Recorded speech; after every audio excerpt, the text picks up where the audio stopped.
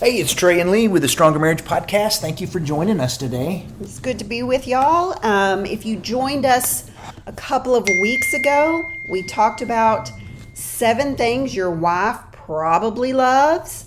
And we're going to talk about 7 things your husband probably loves. It's his turn today. Key word there, we mentioned this last time, probably, because one size doesn't fit all. You can say men are like this, women are like this, and that's not going to be the case for everyone. So that's right. Keep that in mind. If you missed that first podcast episode, you can go back and catch it. Yeah. But it was 7 things your wife probably likes. And today we're going to kick in and talk about some things that your husband probably likes. Now, this is most husbands, not all husbands, as Lee said. But generally speaking, most husbands really like these 7 things. Mm-hmm. I can almost guarantee that every husband likes the first one. Oh, they do, because this is very high on most men's list of needs. Yes. And that is? Praise him. Oh, and they thought we were going to say sex right off the bat. Exactly, Yeah. right off the bat. No, praise him. Speak life into him. See what he does and appreciate him for that. He works hard to provide for the family. He does things, to help with around the house and with the vehicles and with maintenance and just all these things. I know at least in our marriage that's the case. Things that I would just be lost without. And they need to know that you appreciate that. Yeah, most husbands that I talk to say that they absolutely love it when their wife gives them praise about the hard job they're doing at work, they're providing for the family, or whatever it is. Maybe it's a Saturday they have to work and they pull some extra time. Tell him thank you for providing for our family. Thank you for the effort you put in. Thank you that the yards, if he's the lawnmower guy, thank you for the mowing in the 100-degree heat that you don't have to get out and do. Maybe you're the person that keeps the lawns, but maybe not. If he keeps the car, thank him for that. But you literally speak life into him. And with men are wired up a lot like they're little boys grown up. And if you've ever raised little boys are very motivated by praise. You can just tell a little boy, oh, you are so good at this. And he'll jump in and do whatever it is you told him he was good at. And so wives, I want you to know that your words are so powerful in the life of your husband. You have the ability to really build him up and make him so strong and you can build him through your words into such a good husband and father by speaking life into him. Yet at the same time, if you're giving him criticism and he's getting more criticism than he does praise, you also can really pull him down to think, I really stink at being a husband, or I really stink at being a father, and your praise can turn him into Superman. So it's so important that you just try really hard to be that wife that puts praise into the life of your husband. Mm-hmm. Yeah, you're right. And not even so much, maybe you don't criticize, but maybe you just don't ever tell him what he's doing well. We have some friends that, he had worked really hard on a project, and you told him, man, this is amazing. And he said, man, I sure wish my wife would tell me that, and because he'd worked on this really hard for the both of them, and yet she never told him what a great job and how much she liked it. And maybe you're thinking, I have actually seen on some posts, either that we've made or that other marriage coaches have made about, praising your spouse, praising your husband in general, that wives will say, he's not a child. I don't need to tell him, that's not the point. Mm-hmm. He's not a child, but we all respond to praise. We all want to be seen and noticed for the things that we do.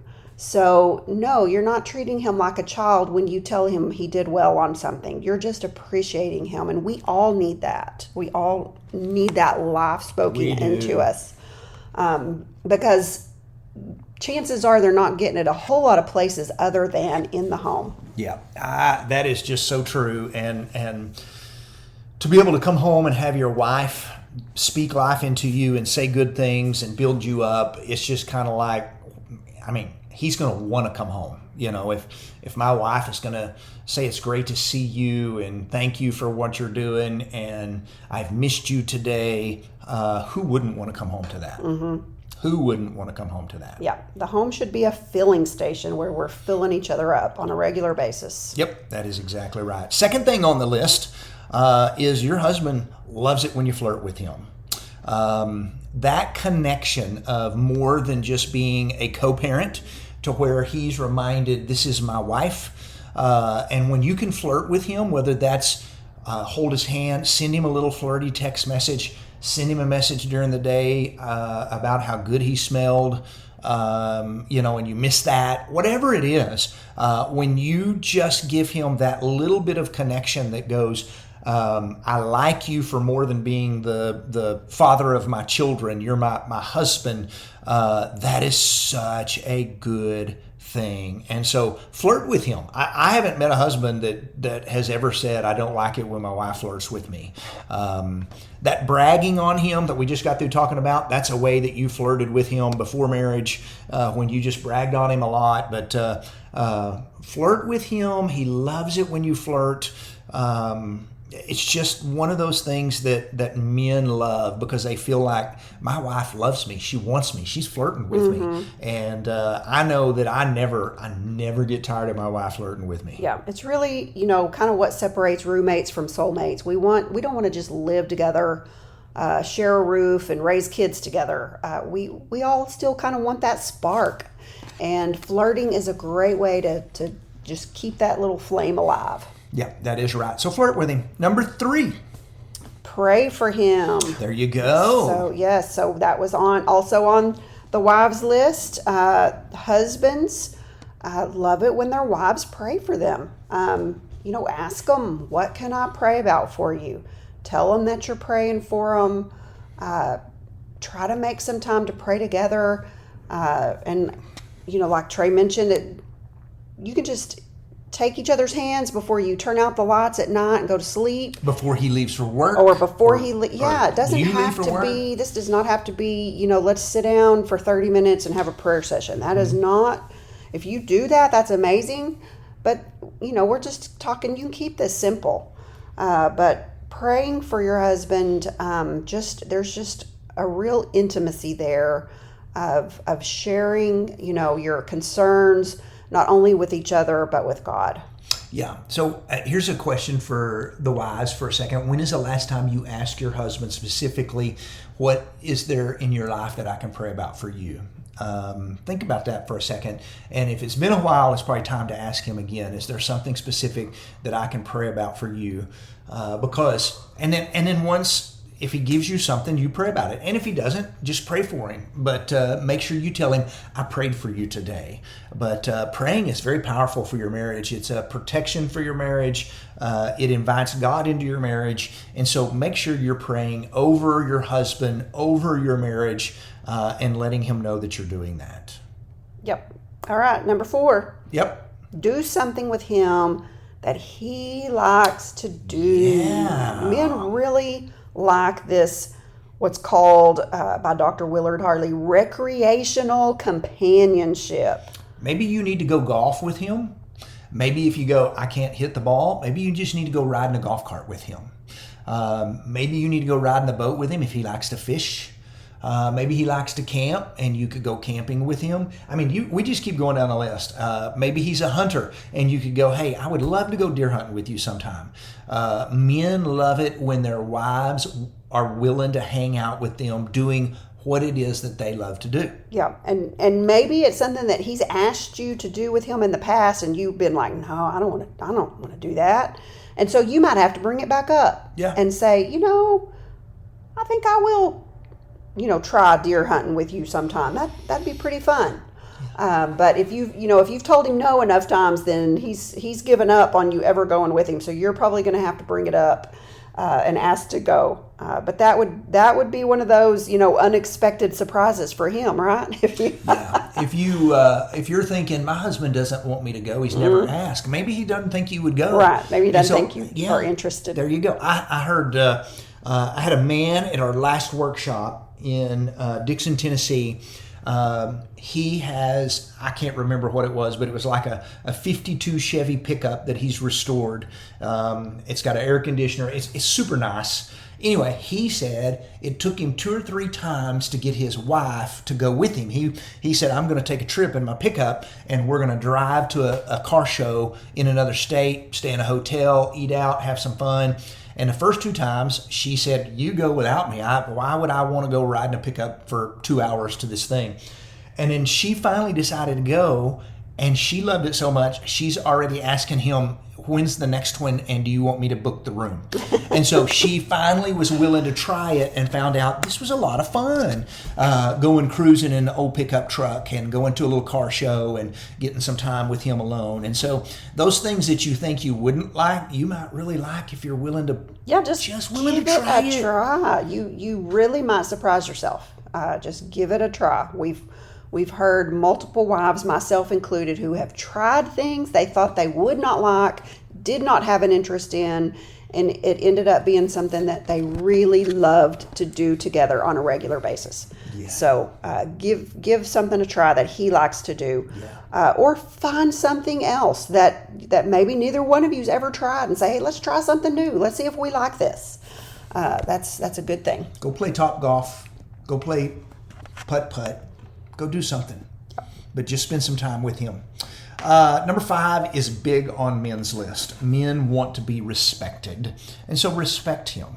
And that just simply means you don't belittle him, you don't talk down to him in front of the kids, you don't criticize him in public in front of other people. You give him respect of if there is a criticism that needs to take place, if there is something that needs to be said that's negative, you wait till it's private to do it, but give him respect and respect your husband. Mm-hmm. Respect is something that men just thrive on and is something so important to them. Yeah, if you do disagree on something that he wants to do or something that he thinks, you can disagree in a respectful way. You can still be respectful and still disagree. So just be sure, watch your words, watch the way you come across, watch your tone, all of those things. Yeah. Number 6, this one was the one we thought maybe at the first we were going to say, but make the first move sexually. Yeah. And this is just, most men are the ones with the higher drive most of the time. And so most times men are the ones that are dropping the hints. They're the ones that are kind of making the move. They're the ones going, hey, tonight, whatever it is. And so when you can make the first move sexually, it tells him you desire him sexually. And so if you will show him that you desire him sexually, it'll build him up, and he will feel he'll knock. Lee says it in workshops. He'll knock down walls for you when you're willing to desire him sexually. Yeah, that is really a man's, one of their top needs is to feel desired and wanted. Yeah. And when you can initiate sex, that is a great way to let him know, that he's wanted and desired. So that's a good thing. And you may be thinking, how in the world do I do that? We've done a podcast episode about ways to initiate. And so check that out. Yeah. Bring it up in conversation. Come to bed without any clothes on. Yeah, I mean, we usually go down the list of things, but it's not hard to initiate with a man, But when you're willing, if your husband is the one that always, or we can just say wives too, mm-hmm. If one person is the only one that ever initiates, they will begin to feel like all I do is beg, mm-hmm. and they'll quit after a while. Stop. Yeah, and that's not going to be good for your marriage. And you may 6 months down the road go, well, it's about time. All he used to do is want to be with me and sexually try to initiate sex, and then in about 2 years you're going to go, my husband doesn't want me anymore. Why is he not interested in sex? And so see your husband's desire for you sexually as a good thing. He wants to be with you. Or this way, I love this. Instead of seeing your husband's desire to be with you sexually as something annoying, see it as something beautiful. He desires you, and when he wants you sexually, it's him saying, I want to be close to you, because that's men, husbands, when they desire sex from their wives, they're wanting that closeness. They want to reconnect and feel close to their wife again. So don't hesitate to do that. Good point. Okay, last one. Number 7. All right. Okay, this was on the women's list, but we're going to do it on the men's list as well. Protect him and protect your marriage. And this is about boundaries. So protect him. Now, men are the protectors. They oftentimes sit with their back to the wall where they can see the door. They walk closest to the street. They check the doors before bed. We get that. But you can still protect your marriage. You don't talk negative about your husband to your girlfriends. You don't let somebody else talk. You don't let your family talk negative about your husband.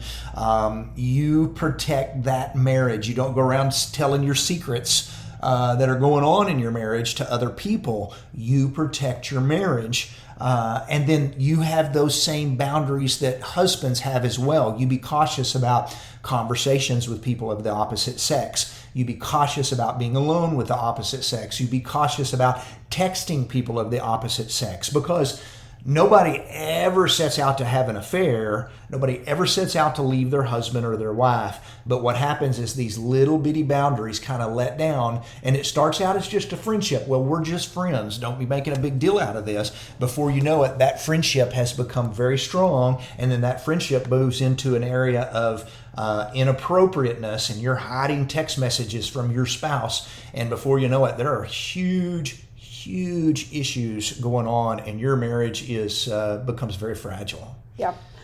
And I think one thing I could add here to the protection part of this is that women kind of have some intuition sometimes, maybe that men don't have. Don't be afraid to, tell your spouse, tell your husband, hey, I'm kind of seeing this, and whether it's maybe a woman that you think is kind of flirty when she's around your husband, whatever it is, say, I really think you need to be on guard around her, or whatever it is, and then men, take that serious. If she's seeing that, it's not because she's jealous. It's not, she's not making a big deal out of something. It's because she's a woman. She knows how women think. She knows how women act. So take that serious and say, okay, maybe I need to kind of distance myself from that woman, have my guard up around her, whatever it is. There's some intuition there that women have. So take that serious because that's a form of protection there. Yeah. Another thing, you want to add anything to that? Only thing I was going to say was, even if you think, oh, you're making a big deal out of this, even if you think, hey, I don't see what you're saying, you listen to your wife because you love her and respect her. If it bothers your wife, it should bother you. Or let's just turn it around real quick. If it bothers your husband, it should bother you as well, whether you think it's something or not. Yeah, it may be absolutely nothing, but yeah. If it bothers them, That's it right. should bother you. Don't take it lightly because it's just, maybe it is nothing, but there's some protection there. So the other thing that I would maybe add to this is, and you may have mentioned it a little bit, be careful of how you talk about your spouse around other people, especially your family. Maybe you're wanting to vent about something, but be careful about that. If you're always talking negatively, about your spouse to a family member or whatever, they're not going to think very highly of him, and you got to protect your marriage in that way.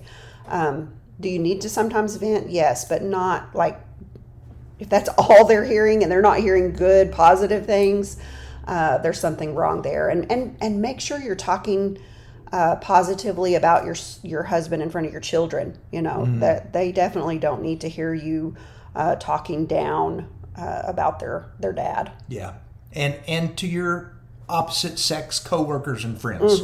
And so just be really cautious because one of the best affair repellents out there is talking good about your spouse when she's not around or he's not around to people of the opposite sex. You're just telling them, hey, this person loves their husband or their wife. Right. But if you go around talking about all the problems you have in your marriage to somebody else, they're seeing cracks. They're seeing cracks. So protect your marriage. These are 7 things your husband probably loves. Would love for you to check it out and ask him what he thinks. If you're the husband listening to this and you're going, yeah, send this to your wife. And maybe this gives you an opportunity to go, no, not a big deal. You know, the flirt, you know, you may be the guy that goes, no, that's not that big a deal to me. So when y'all can have that conversation, that's a very healthy thing to do. Yep. All right. Glad you joined us. Thank you for hanging out with us. See you next time. Bye-bye.